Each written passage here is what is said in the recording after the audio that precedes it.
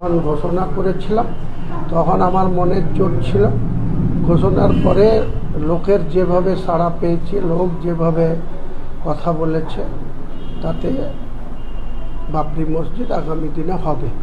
এইবার ট্রাস্টের প্রশ্নেও ভারত সরকারের হোম ডিপার্টমেন্টের একটা জিওতে বাবরি মসজিদ বলে কোনো ট্রাস্ট করতে নিষেধাজ্ঞা আছে।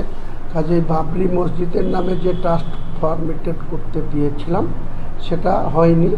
কাজেই আমি সহ আমার 11 জনের নামে একটা ট্রাস্টি তৈরি হচ্ছে, সে প্রায় হয়ে গিয়েছে। সেই ট্রাস্টি নিয়ে 11 জন, তারপরে আরও 500 জনের গোটা এই বেলডাঙ্গা, মুর্শিদাবাদ, বেলডাঙ্গা 2, পাশে নদিয়া, উত্তর 24 পরগনা, দক্ষিণ 24 পরগনা, হুগলি, হাওড়া, কুচবিহার, উত্তর দিনাজপুর, মালদা, মুর্শিদাবাদ তো আগেই বললাম, আরও অনেক জেলার মানুষ প্রচণ্ড আগ্রহ দেখিয়েছে। উত্তর দিনাজপুরের একজন আমাকে বলেছে, আমি আপনার ট্রাস্টিতে 5 লক্ষ টাকা দান করব।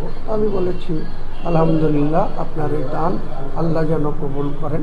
আমরা একটা মসজিদের পাশাপাশি একটা মুসাফিরখানা, যেখানে 5 তলা একটা বিল্ডিং তৈরি হবে, সেই বিল্ডিং অন্তত পক্ষে 200টা রুম থাকবে।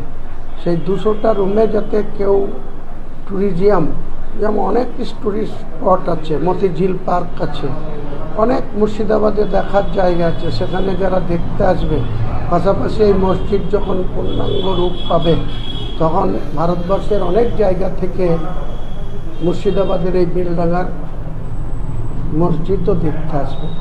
এই আমার মনের ইচ্ছা, এখানে 200 বেডের একটা বড় হসপিটালও তৈরি করা হবে, যাতে অসহায় গরিব মানুষরা ন্যূনতম খরচে আলামিন মিশন যে আছে, হাজি নুরুল হাজি, ওনাদের ওই স্কুল থেকে বা আলামিন স্কুল থেকে গত 10 বছরে কিছু না হলে কয়েক হাজার ছাত্রছাত্রী তারা ডাক্তার হয়েছে।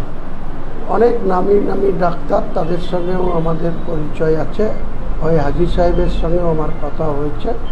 যখন এই হসপিটাল পূর্ণাঙ্গ রূপ পাবে তখন এই সমস্ত ডাক্তাররা এবং অনেক সিনিয়র মোস্ট ডাক্তারদেরও এখানে যাতে চিকিৎসা করতে আসেন, কারণ এনএইচের ধারেই হচ্ছে। এই কারণে গোটা মুর্শিদাবাদ জেলা এবং পার্শ্ববর্তী নদিয়া জেলার মানুষ যাতে সুস্থ চিকিৎসা পরিষেবা